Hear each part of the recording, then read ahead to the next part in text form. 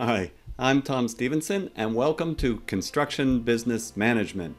In today's lecture, we're going to be looking at financial ratios.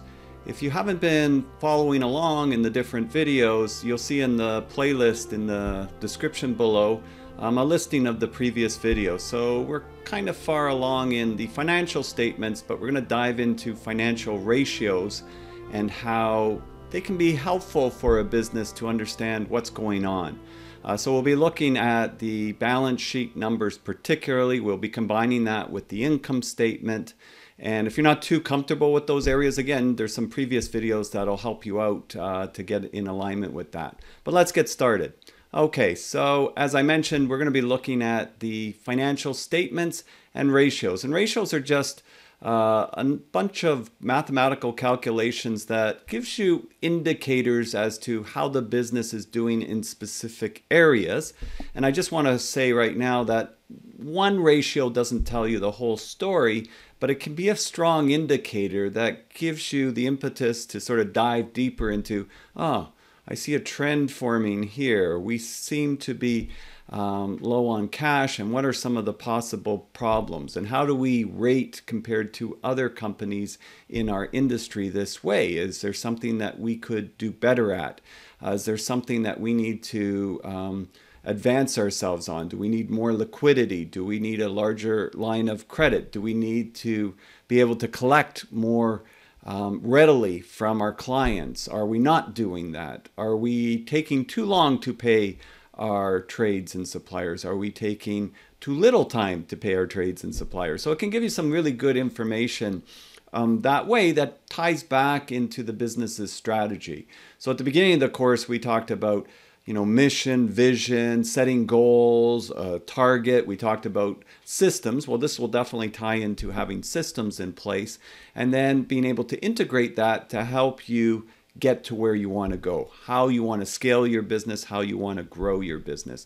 So these ratios, they're pretty standard accounting ratios that are used in all industries, but we'll go through a case study that would be a home building company, just so that you get a little bit of a sense of it. As I mentioned, one ratio doesn't tell you the whole thing, but it can give strong indicators, and then that can be investigated further. Also, it's good to know because if you're going to be going after a larger line of credit for your business or larger loans from the bank or initial ones, they're going to want to see your financial pro formas, your projections, and they're going to want to see your actuals. And they're going to be looking at that, and they'll run their own ratios on that. So whether you're doing it, they'll be doing it. And you may wonder, well, why did we get turned down for a loan? Well, it could be that you did poorly on a number of the ratios, and then your business plan didn't really support what made sense to them. Because if they're going to loan you money, they're really concerned about, are they going to get that money back? Fine, they're going to get interest rates, but they're worried about, can we get that money back? So we're going to look at the working capital current ratio. I've also added an extra slide or two on what I call the quick ratio. So that's also going to be one that we will cover. Accounts receivable turnover, accounts payable turnover, and days work in progress. So those are some of the ratios we'll look at. We're also going to look at, this is a very simplified income statement that we have here for ABC home builders. And so we're looking at sales in year 1 of 5 million, in year 2 of 10 million. In the previous video, we kind of did a quick overview of the same income and balance sheets. So we're going to go deep into the ratios using this. So again, I said some of the things that were going on in the previous video, because year 2 wasn't looking too good compared to year 1. We saw that we had $100,000 loss in year 2, whereas we had a profit in year 1. And we talked about that in the previous video as to what some of the logic and reasons for that might be. But these are the numbers that we have, and so they're indicating a number of things, like we doubled our sales, our gross income went up, so we got 1.5 million. We had increased job costs over here, so that might be some questions that you might wonder about. Overhead doubled. We questioned that in the previous video. It shouldn't necessarily be linear with your sales, and of course our profit went down as a result of that. So that's kind of the quick and dirty of the income statement. The balance sheet, we can see a number of things here as well. So we've got, remember the balance sheet, the assets must equal your current your overall liabilities plus equity.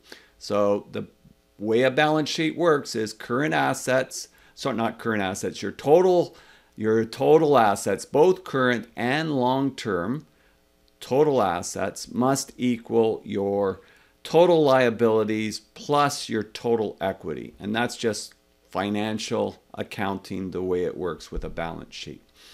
And we have a number of things going on with that. We can see our current liabilities, that's liabilities that are due within 1 year, have gone up tremendously. So if we look at our bank overdraft, they've gone from 100,000 to 316,000. We can also see accounts payable has gone up tremendously. So it's another indicator here. We also see up here, we have no cash shown, which means that we're taking all our cash out of our bank overdraft or a line of credit, so to speak. So there's no cash at this point, but we are a home building company. So we have to consider, it's not like you necessarily get paid by the week or by the month by your client, because if you're building this on spec, when you sell the house, that's when you reap the rewards. So there's some other things that we have to consider in there. So that's our balance sheet. And I'm going to leave this up in the top corner for most of these slides because it can be just sort of looked at when you're talking about different line items. But we did talk about gross profit equals sales minus cost of sales. So gross profit would be divided by sales times 100. And that's just telling you what percentage of gross, of your gross income is of your overall sales. So that's why we got sales minus cost of sales. And so if we do that with our actual case, year one, we've got the $1 million divided by $500,000, right? So if I go back just a couple of slides, we've got our $1 million here, divided by our, so that's our gross income, and we've got our $5 million in sales. We're going to review gross profit margin percentage. We've talked about this previously as well. Gross profit equals sales minus cost of sales times 100, and that'll give us a percentage. So what we're saying here is we're going to take our sales in a year, in this case a home building company, maybe it was 2 houses, something like that, each $2.5 million, that could be it that you received. And we're going to subtract our cost of sales. That would be our job costs. So that would be 5 million minus 4 million. So that would give us our gross income. So if we take that minus that, that'll give us our gross income. So that's, or gross profit. They mean the same thing, gross income, gross profit. And if we want to get gross profit margin as a percentage, all we have to do is take that number, 1 million, and divide it by our 5 million. So if we take that divided by that, that would give us 0.2. If we multiply that by 100, it'll give us 20%.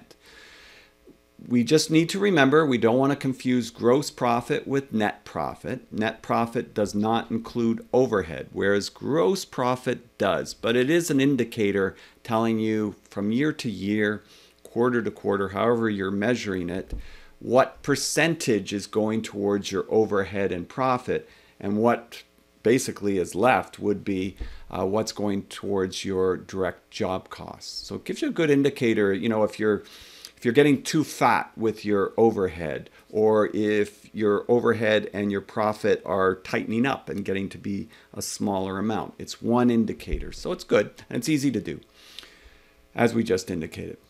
Now, getting into the ratios, there are a number of ratios, as I just mentioned. So we look at working capital and we think about measuring working capital. Working capital is essentially the amount of debt and equity invested in the company and what we're doing with it and how we're doing with it. So there's a number of formulas that give us some indications. So the first one we'll talk about is the current ratio. The current ratio is as follows. Current ratio, quite simply, is current assets over current liabilities. And it indicates the amount which your assets, your accounts receivable, work in progress, inventory, cash exceed your current accounts payable. So how much does it as a ratio exceed that, or does it exceed that? So if you look at the formula where it's broken out in more detail, you've got cash plus accounts receivable, work in progress, inventory. That would be coming down in this area here of the balance sheet. You notice in year 1 and year 2, we don't have any cash. As I mentioned at the very beginning, that's probably not a good thing because it means you're using mostly your overdraft accounts for that, or your line of credit. So that's telling you, that's giving you some information there. So cash, there's not any in our particular example there, but these are the things normally there likely would be. Bank overdraft plus accounts payable. So these are coming out of your current liabilities. And it's called current ratio. So once you hear the word current, think it's the assets and liabilities within the next year that you are projecting. So you have, like in this case, current assets. These are all accounts receivable that should be coming more in the short term, like usually 30 to 60 days. Work in progress, that's things that you can convert to cash eventually.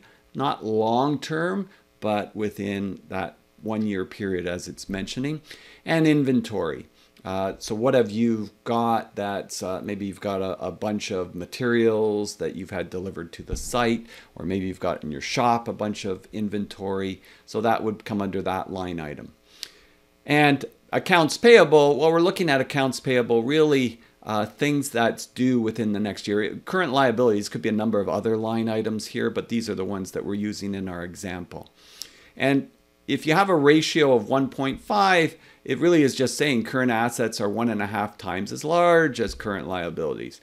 So for a profitable business, you want to maintain at least a current ratio of around 1 when you're looking at it with a current ratio aspect.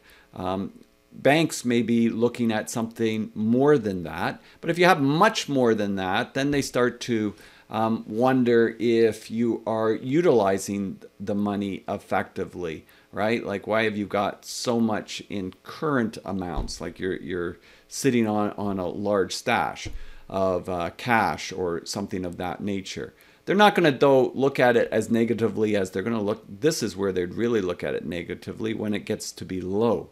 That likely means that, you know, for the amount of stuff you've got going on, you don't have enough cash or money coming in to cover that. And that is not a positive way of looking at your business. So that would be a very negative indicator that if I'm loaning you money, I may not get that money back. That's really what that's about, right? And so you want to try to position yourself that you're not looking from a financial perspective, like you're going to have difficulty paying your bills in the upcoming months, or you're going to be, you know, getting in a worse and worse position. Again, no one ratio tells the whole story, so you have to look at the whole thing and play it out with it. And different industries are a little bit different. For sure, home building on spec is quite different than, say, building a custom home for some client who's paying you on a weekly or monthly basis. That would show a different kind of setup. So here we have, when we do this, it's actually not that horrific, right? Because there is actually quite a large amount in the accounts receivable and work in progress. So that's what's helping this out, meaning that you're building houses or one's about to close, you know, and so it's showing up quite large amounts over here, which is balancing off with the amount that is owing. So you're pretty close to that 1 in that perspective. The quick ratio, it gives you a little bit more detail about liquidity. Really sort of, you know, they call it the acid test. As well. So you can hear either used, and really what it's done is it's taken out work in progress and inventory. And work in progress was a big one here, right? So it was a really big one here for us. And so it takes that out because, you know, you got the house half built. How many of you have driven around and driven by a house that's like half built and it just sits there? And it sits there for months, it sits there for years sometimes. Something happened. What happened? Likely, they ran out of money. Very, very strong likelihood. So the acid test or the quick ratio kind of is an indicator, you know, really how solvent you are. And if there's like a hiccup, like a pandemic or something that causes an interruption in the work long enough, how long can you kind of survive under those circumstances? Well, if you've got a pile of work in progress and then you're stuck because you can't finish it and it's taking time, in the meantime you have to pay large financing amounts, like that's under here, under current liabilities, you got a big problem. So that's where the quick ratio kind of gives you a good indicator. So as I said, you know, here we're not looking too bad.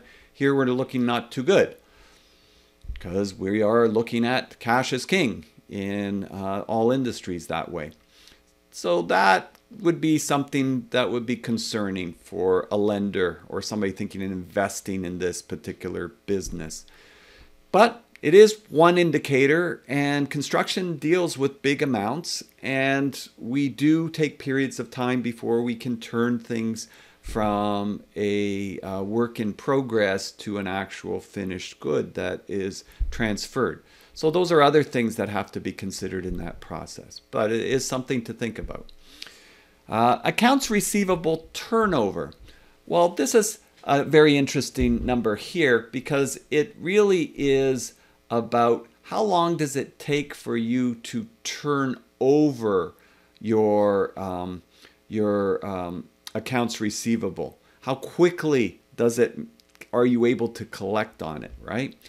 So if we look at that and we look at the ratio that's involved, some clients it may be difficult to collect from, less than 60 days.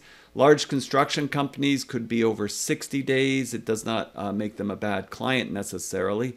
So you would be looking at accounts receivable times 365 days in a year, and annual sales. And if we run this on our business here, we come up with 22 days. So we come up with a number of 22 days if we're taking our accounts receivable divided by our 10 million times our 365 there, we get our 22 days accounts receivable. Now, I don't think that just looking at one of these numbers is all that helpful.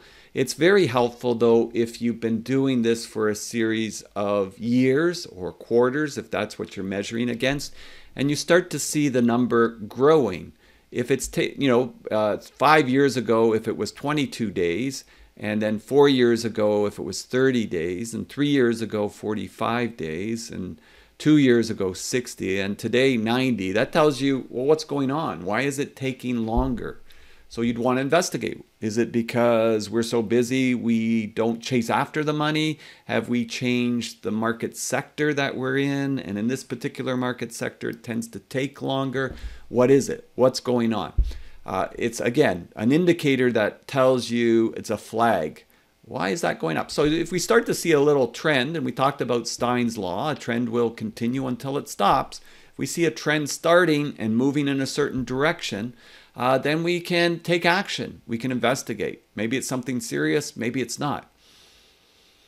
So accounts payable turnover, it's the exact opposite. It's like how long does it take you to pay somebody? So instead of looking at accounts receivable, now we're looking at accounts payable.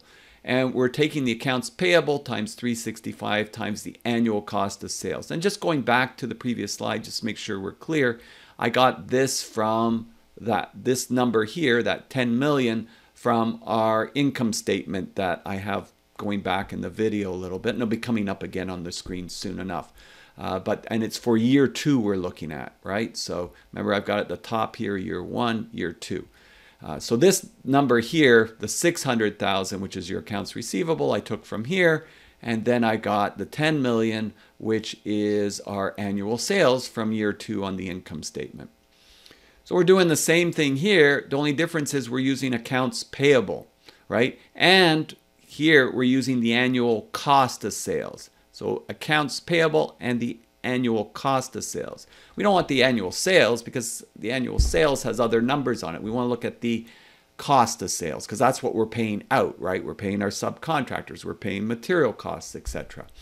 So that's a key difference, annual cost of sales as opposed to annual sales. So don't miss on that one. And so we would do the ratio. Again, this is telling us how long does it take us to pay people. And so if there's that income statement, there's that 10 million I was just mentioning. So if we take that and we put those numbers in here, accounts payable times 365. So we take our $1,150,000 and we would multiply that by the 365 and divide it by our annual cost of sales, which is our job cost, which would be our $8.5 million.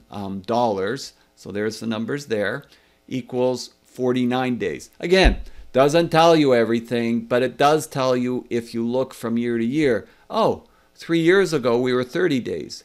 Last year, 2 years ago we were 40 days. Now we're 49 days. It's taking longer. Now, can you imagine how that would be a good thing? I certainly can imagine how that would be a good thing. It means you're holding your money a little bit longer, so it builds up what you've got because you're having difficulty collecting money perhaps. So that's a good reason why you would want to delay that. We talked about cash flow, and in an upcoming video I'll go through a case study on cash flow as well a little bit so you get a better picture of it.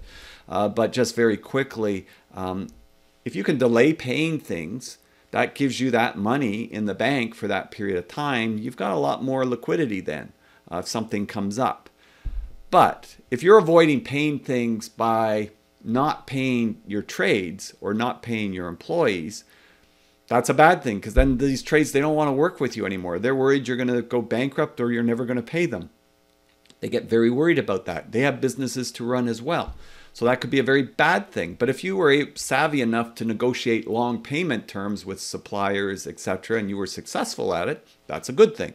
So you have to look at it from that perspective. If it's gotten longer because you haven't had the capital to pay and you're running into financial difficulties, not a good thing.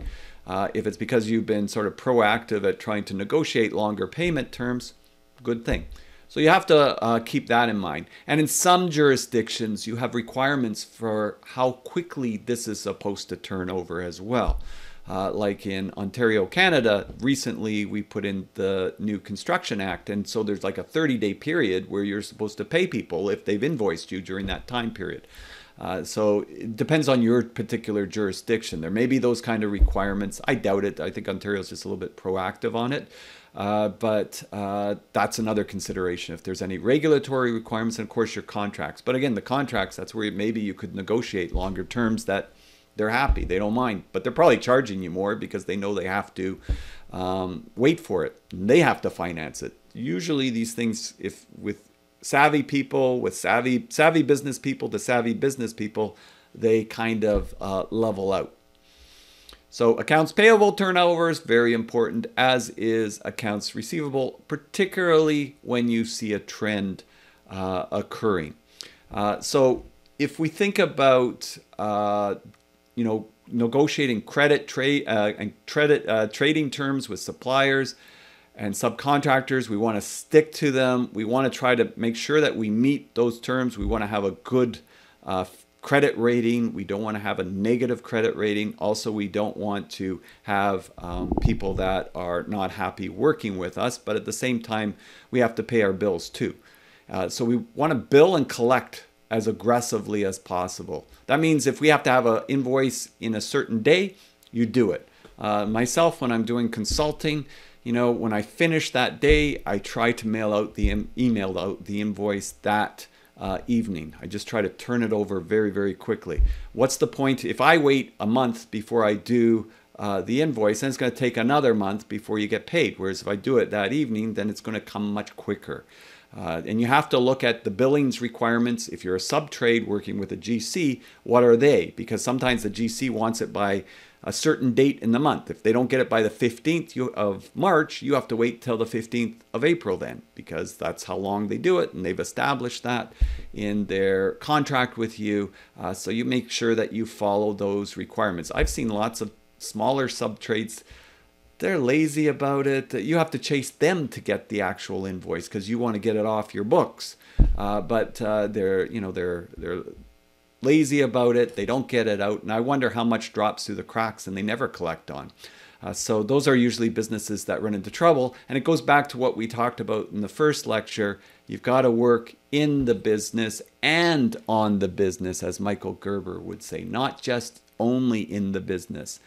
So this is part of that functioning, building those systems in place so that you make sure that you bill aggressively and collect aggressively. You pay on time with the terms that you've negotiated, right? And you make sure that you have proper financing in place that will cover any potential shortfalls with a buffer, because things happen in this world, things outside your control. And you want to be able to survive these intermittent storms that come up in every business and in every society and economic system.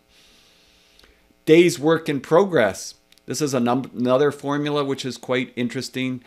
So again, it's how long do we turn work in progress over? Like, how long does that take? And that's another indicator of how well you're doing your invoicing, right? Like if you've got a huge amount sitting in work in progress, did you do your schedule of values properly on your contract? Have you broken it up so that you're getting payments on a steady flow basis?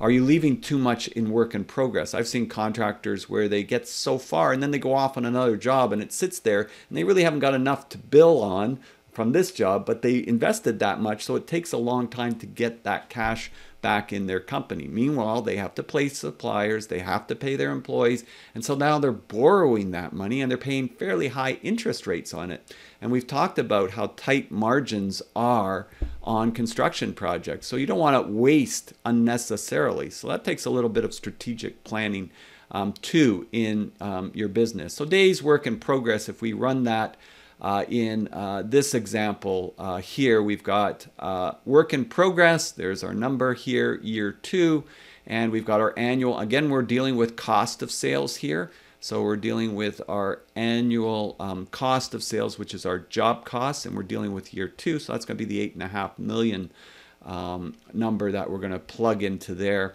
And that works out to 34 days. Again, it's just one indicator there. But if I'm seeing that's going longer, for sure, I've got to start thinking about, are we turning it over into our invoicing quick enough? Are we developing our schedule of values correctly? What is going on? And it's good information. And if we see a trend forming, we want to take corrective action on that trend. So at this point, you should have a pretty good idea or grasp about how each of the 3 financial statements work. As I said, I've got a couple more videos that I'm going to do on this. I've got a cash flow case study, and then I've got a real interesting one which looks at return on investment, which is really, you know, I'm going to build this home on spec, or I'm going to invest this much money into this.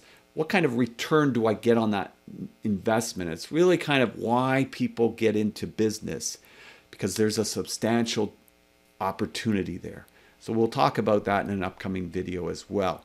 But in the meantime, definitely at this point, if you've reviewed the financial statement videos, you should have a really good understanding what an income statement is, what it does, what a balance sheet is, cash flow statement, how it's developed, and the type of information it provides, why you need them, and really see some advantages that if you have this on a spreadsheet, you can put these formulas down at the base of the spreadsheet, or you can use a good accounting software which has the formulas built in, which will do these calculations. And then you can do a lot of sensitivity analysis. What if this happened? What if that happened? Why is this happening? And it gives you good data to look at things in a very structured way about your business and what's going on. And then you can take action. It doesn't by in on itself solve the problem, but it flags things for you. And then you can sort of see where the most urgent things are. And if we take the Pareto principle, what are the what are the 20% of things that this is telling us that will get us an 80% return on the investment of fixing those things? That's how I like to look at the Pareto principle in this aspect.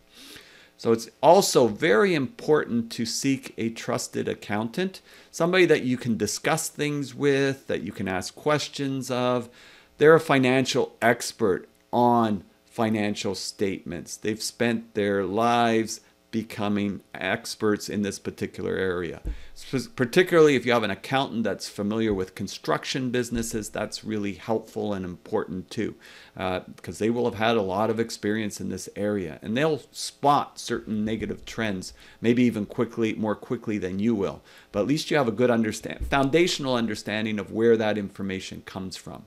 So these are the formulas that we've covered thus far. The one that I'm missing here that I didn't plug in yet is the quick ratio. So you can always go back in this video and get that from it. I definitely have it there, and gives you an idea of the different ways that we can use it. So hopefully that's starting to pull things together and you're making sense of financial statements and the aspect of working on the business, not just in the business. I'm Tom Stevenson, wishing you a wonderful day and keep up the good work. And just to leave you with some questions to ponder, you can Google construction cash flow problems and discuss interesting articles and points that you've read on this topic with somebody that maybe you're partnering with somebody, or maybe you have a significant other and you're thinking about things. It's always good to sort of talk these things through, or if you're working in a group, you can do that as well. And there's a lot of good information out there that you can sort of learn from other people's mistakes and help you model things so that you can avoid those kind of things.